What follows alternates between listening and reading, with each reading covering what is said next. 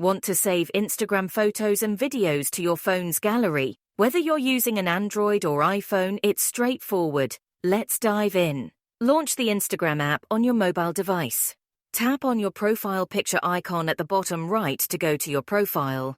Once on your profile, tap on the 3 horizontal lines at the top right corner to open the menu. Scroll down and tap on Settings and Privacy. In the Instagram settings, scroll further down to find App and Media. Tap on Archiving and Downloading.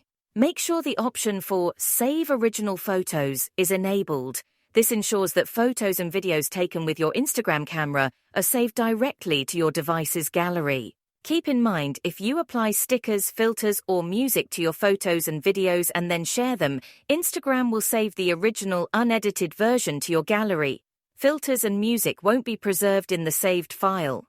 To save everything, consider using the screen recording feature or taking a screenshot via your device's control center or notification center. Afterward, you can crop the photo or video in your gallery to preserve the filters, music, and other enhancements.